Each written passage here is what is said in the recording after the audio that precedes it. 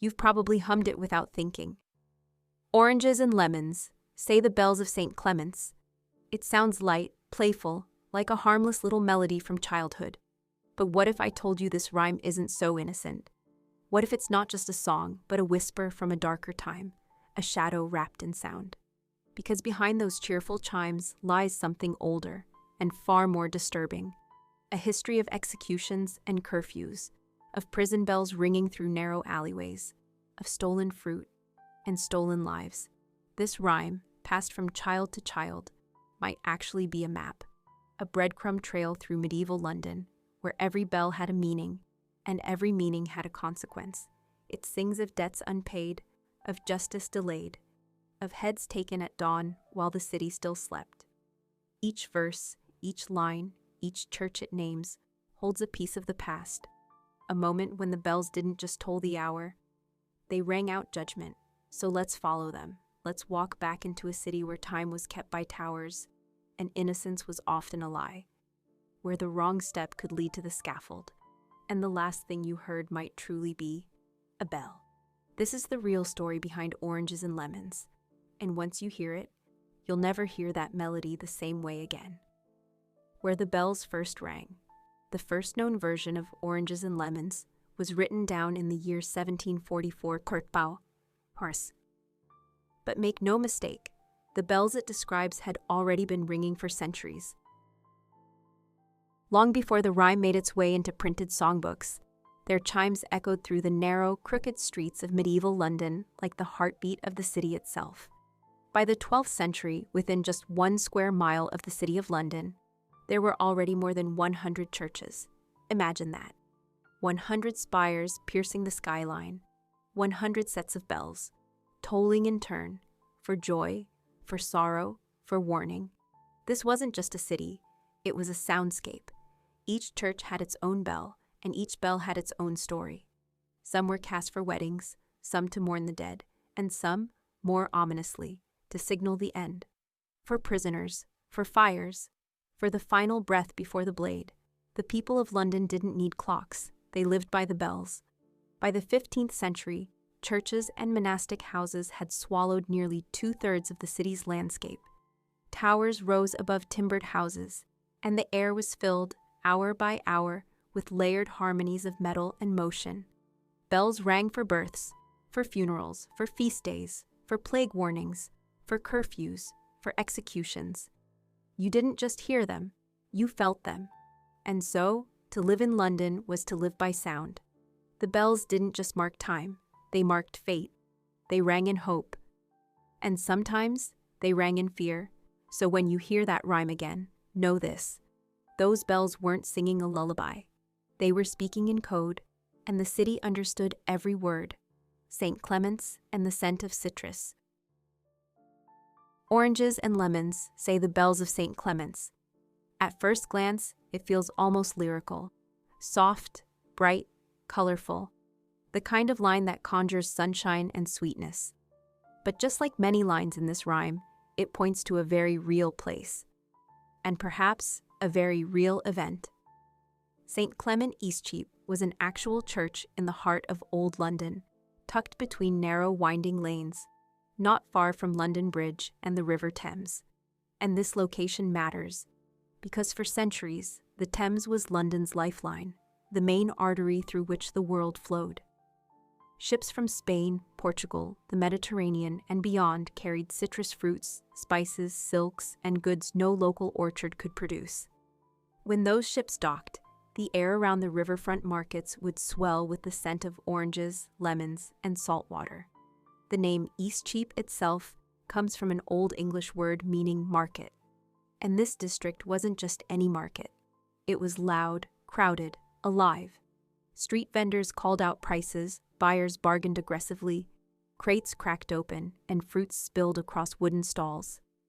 Sailors drank nearby. Traders counted coins. Fishmongers argued over space. This was where the city breathed, and where fortunes changed hands 1 coin at a time. So when the bells of St. Clement's rang out, they rang over a marketplace overflowing with foreign color and fragrance. They rang over the place where Londoners might first have seen, or tasted, an orange. For many, the fruit itself was a luxury, something rare, something tempting. And temptation has a way of writing itself into memory, so perhaps the line in the rhyme isn't just charming imagery. Perhaps it hints at a moment, a transaction that was supposed to happen, but didn't. Someone reaching for a bright fruit on a stall, maybe in haste, maybe in hunger, maybe in audacity. A hand closing around something they hadn't yet paid for. A vendor shouting, a crowd turning. A life shifted, just slightly, in the direction of consequence.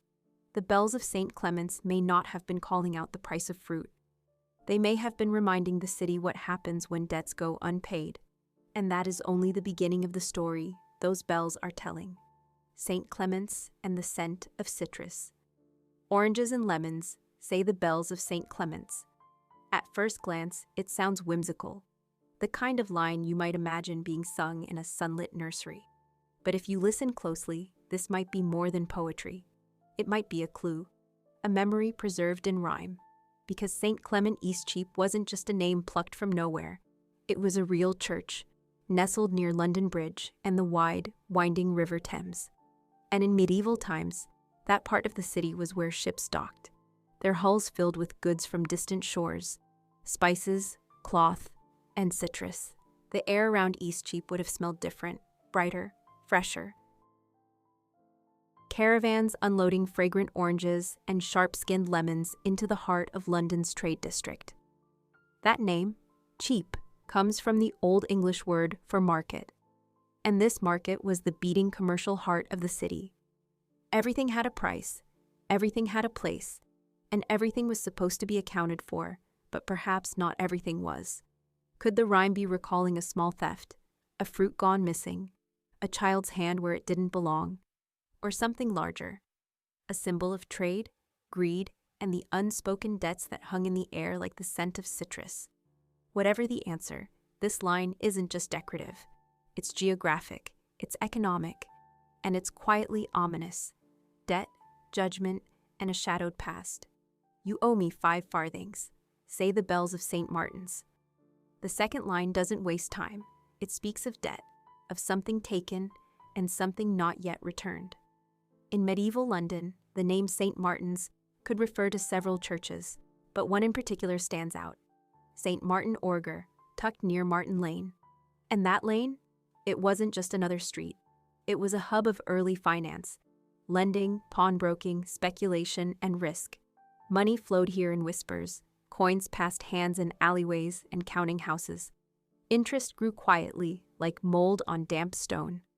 And for those who couldn't pay, the city had its ways. "When will you pay me?" asked the bells of Old Bailey. Today we associate Old Bailey with London's Grand Courthouse. But back then, it was just a street. And its shadow fell across one of the city's most infamous places, Newgate Prison. Newgate wasn't simply a jail. It was a warning, a place where the walls oozed with sickness, where the floor, as one horrified visitor described, crunched underfoot with lice and beetles. Built in the 12th century, it was the end of the line for many. Thieves, rebels, beggars, and the unlucky. You didn't go to Newgate to wait. You went to rot, or to die. And it stood right next to the churches that tolled with measured calm. Bells that rang for mercy, even as justice turned away. For many debtors, the question wasn't whether they'd repay. It was whether they'd survive long enough to try, where riches and ruin met. "When I grow rich," say the bells of Shoreditch. It's a line that sounds full of hope, maybe even ambition. But as with so many verses in this rhyme, the surface masks something far more complicated. Because the original version didn't say Shoreditch at all. It said Fleet Ditch, and that changes everything. Fleet Ditch wasn't just a part of the city. It was a warning, a stretch of the River Fleet, once a natural waterway, later reduced to an open sewer. By the 16th century, it was infamous. A foul, black channel thick with human waste, animal entrails, and the discarded rot of London's meat markets. It reeked of decay.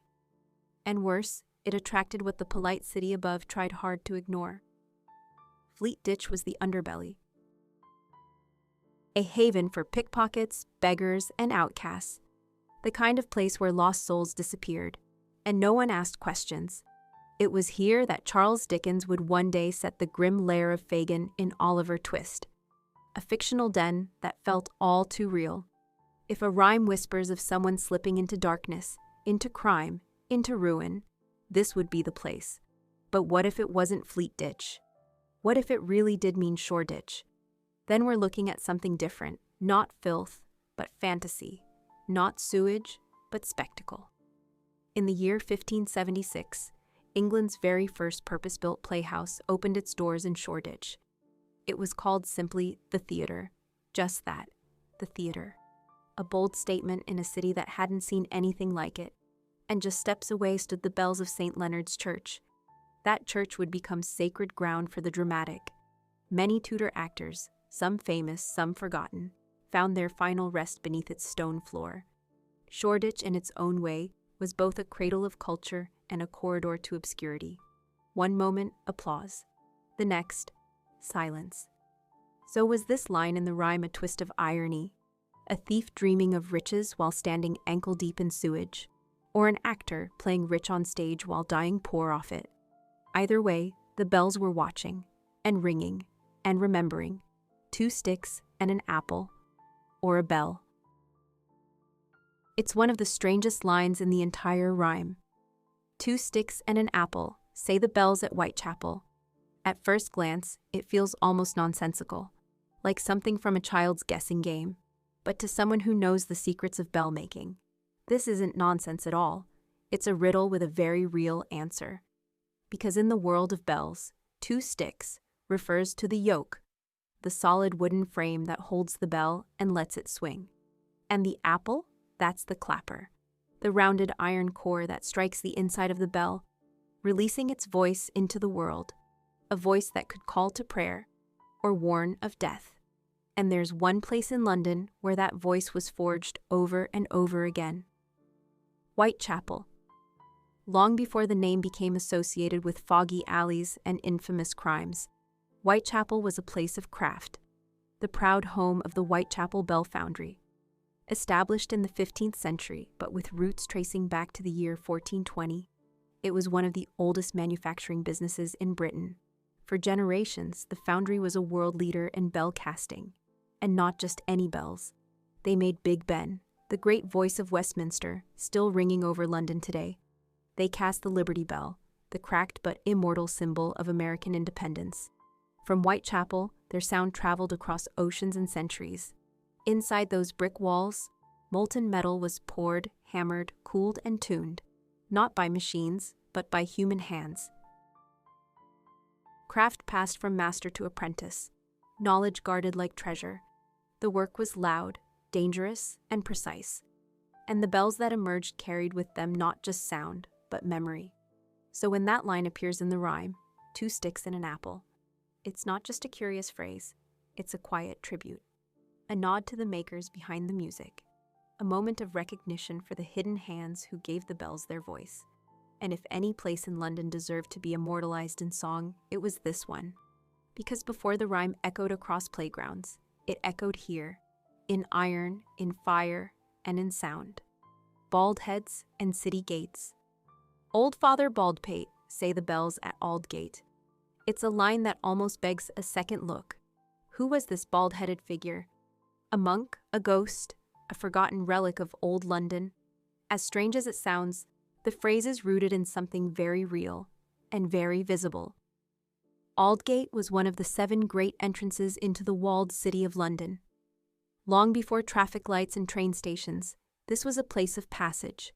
Merchants entered here with goods from the east. Pilgrims came through on foot, hopeful and dusty. Foreigners crossed under its archways. Some welcome, some watched. It wasn't just a gate. It was a threshold between the known and the unknown. Just beyond it stood a priory, a religious house founded in the year 1108 by Queen Matilda, wife of King Henry I. The monks who lived and prayed there were part of the Augustinian order, and like many in monastic life, they kept their heads clean-shaven as a sign of humility and devotion. The term baldpate, meaning the top of a bare head, was already in use by the 14th century, so the nickname in the rhyme isn't random. It's a portrait, Picture it, a line of monks in long robes, their smooth crowns catching the grey London light as they move beneath the towering stone arches of Aldgate. The iron gate creaks open. Bells from the priory ring softly above them. The city breathes on the other side. For centuries, this was a familiar rhythm. Monks passing, bells chiming, heads bowed beneath the weight of faith and history. But there's something else to consider. Aldgate was also a place of defense. During times of plague or rebellion, it could be sealed to protect the city within. And the monks? They weren't just quiet men of prayer. They were witnesses, record keepers, gatekeepers of another kind. So when the rhyme evokes Old Father Baldpate, it may be doing more than poking fun. It may be calling back to a moment when religion, routine, and the rigid boundaries of medieval life all met at the gate. A place where London's past still lingers, if you know where to listen. White aprons and market secrets. Maids in white aprons, say the bells of St. Catherine's. It's a soft, almost domestic image. Young women in white linen, sleeves rolled up, moving briskly through the morning air. But as always with this rhyme, there's more hidden beneath the surface, because those white aprons might not be as innocent as they seem. One possible reference points us to the bustling markets near Leadenhall, where women traders, often poor, often widowed, earned their keep selling meat, fish, and poultry. These were not dainty flower girls. They were tough, fast-talking, sharp-eyed vendors who knew how to haggle, how to shout over the noise, and how to spot a cheat from across the cobblestones. Their aprons weren't just for show. They were their armor, stiff white linen to wipe their hands, carry produce, or defend against the filth of the street. And rising above this noisy world was the church. The bells of St. Catherine's, ringing high above the clatter of hooves and crates, as if to remind the market below that London's soul still had a roof of stone and a heart of sound. But there's another possibility, one more solemn and no less haunting. St. Catherine's Hospital was founded in the 12th century as a religious and medical institution. In those days, a hospital wasn't just a place to heal. It was also a house of prayer, of care, of passage. Life and death brushed shoulders in the corridors. The white aprons here didn't belong to market maids, but to nurses. To women tending the sick and the dying, in an era before antiseptics, before anesthesia, before hope was guaranteed. Their world was quieter, but no less intense. They moved from bed to bed, whispering prayers, changing bandages, lighting candles for souls about to leave this world. And above them the bells rang, not just to mark the hour, but to signal moments of transition, a call to mass, a call to mourning. So what did the rhyme mean by maids in white aprons? Was it honoring the sharp-eyed women of the streets? Or the quiet heroines of the hospital halls? Maybe both. Because in medieval London, life and death weren't kept neatly apart. They overlapped in markets, in wards, in rhyme. And the bells of St. Catherine's rang for them all. Sailors, wives, and the question of return. When will that be? Asked the bells of Stepney. It's a question that carries more than curiosity. It carries longing, worry, silence. Because for centuries, this was the question whispered by those left behind on London's eastern edge, where the land gives way to water and certainty disappears with the tide. Stepney was once a village just outside the city walls, and at its heart stood St. Dunstan's Church, a place of worship, of community, of memory. For over 1,000 years, its tower has watched the ships sail out from the Thames, vanishing into the morning mist, some bound for war, some for trade, some never to return at all. This wasn't just a church. It was a lighthouse made of stone and sound. Its bells rang out across the docks, across the narrow streets where sailors kissed their children goodbye, across the hands of wives who waved from the shore longer than they meant to. The churchyard grew crowded with tombstones long before the city reached it, and many of those stones marked only the waiting, not the return. When will that be? The line doesn't answer, and maybe it never meant to, for the wives who walked home alone, for the mothers who stopped asking, for the children who forgot the sound of their father's voice. The bells of Stepney rang not to promise, but to hold space for uncertainty. And the truth is, no one knew. Because the sea doesn't keep schedules, it keeps secrets. and the bells. They remembered them all, curfew bells and a city gone dark. "I do not know," says the great bell at Bow, a cryptic answer, vague, uncertain, and yet strangely fitting for a city that, every night, vanished into darkness. In medieval London, when the sun dipped below the rooftops and the narrow alleys filled with shadows, it wasn't just nightfall, it was something else, a transformation, a quiet threat. At precisely 9 o'clock, the bells of St. Mary le Bow rang out across the city, clear, commanding, final. It was the curfew bell, a sound that meant the gates were closing. The day was over, and if you weren't already where you were supposed to be, you were too late. Saya. Mary le Bow, located on Cheapside, was one of the city's most famous churches, its bell tower towering over merchants, traders, and craftsmen by day. But by night, its voice carried a different message, a warning. Once the bell tolled, the city gates were locked. The great wooden doors sealed shut with iron bolts, no one in, no one out. The winding lanes emptied fast, save for the rustle of cloaks and the hurried scrape of boots on cobblestones. Oil lamps flickered behind shuttered windows. London didn't sleep, it held its breath. Because the night belonged to another kind of city, a city of thieves, drunks, and the desperate, a city where shadows moved faster than people, and danger was measured in silence. The watchmen patrolled with lanterns and long staves, eyes sharp, patience thin. If you were out after curfew without a lit torch, you weren't given the benefit of the doubt. You were a suspect, maybe a thief, maybe worse. And the law? It didn't need a story, it needed a cell. Caught in the wrong place at the wrong time, you could find yourself in the stocks or locked away till dawn. No matter your excuse. The bell had spoken, and London obeyed.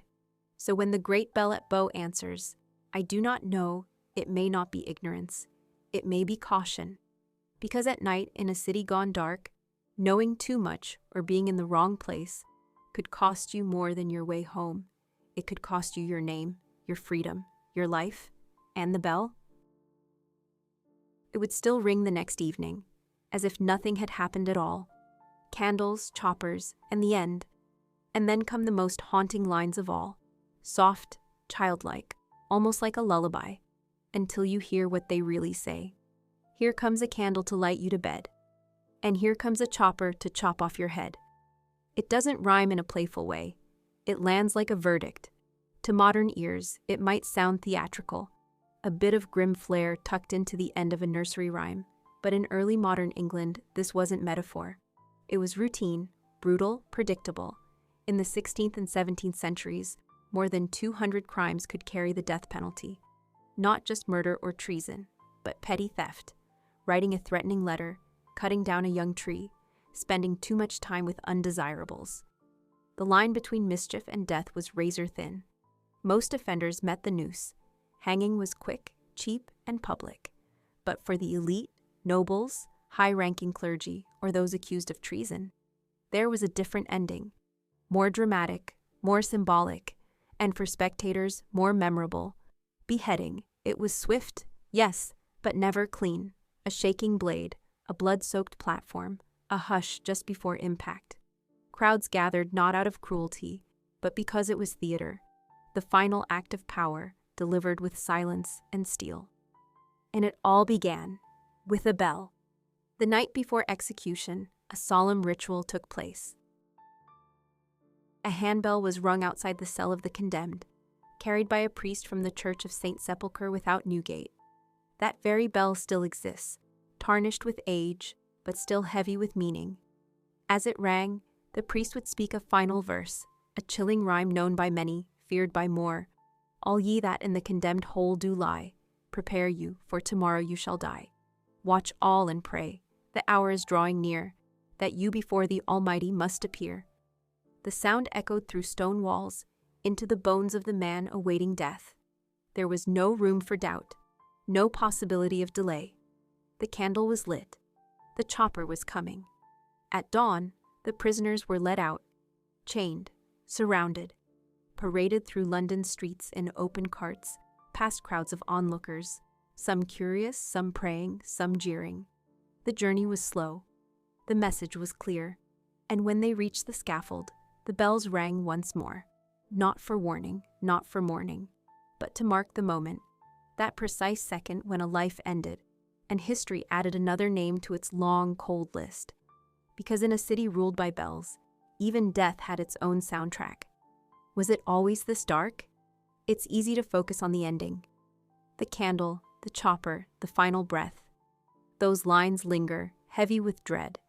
But the truth is, they weren't always there. The earliest recorded versions of Oranges and Lemons don't include that chilling finale. In fact, for a long time, the rhyme was more a collection of verses than a coherent story. A series of disconnected phrases, loosely tied to places across London. The violent imagery seems to have appeared later, likely in the 19th century, when Victorian collectors began gathering rhymes from oral tradition. Perhaps they added those final lines to give the rhyme a dramatic arc. Perhaps it was already evolving by then, shaped by memory, fear, and the passage of time. But when you strip away the theatrical ending, something surprising emerges, because this rhyme may not have started as a story at all. It may have been a map.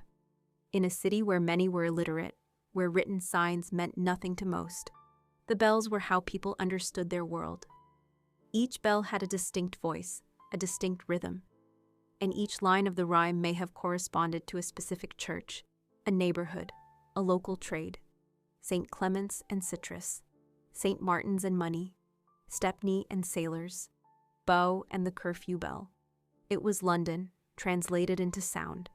Not a tale, but a guide. A way to orient yourself when all you had was your feet and your memory. Think of it as a musical atlas, a way for children to learn their city, for adults to pass on its geography and meaning without ever opening a book. Each verse a landmark, each rhyme a direction, each bell a memory. And yet someone, at some point, added a blade to the end. Why? Was it to frighten children into obedience?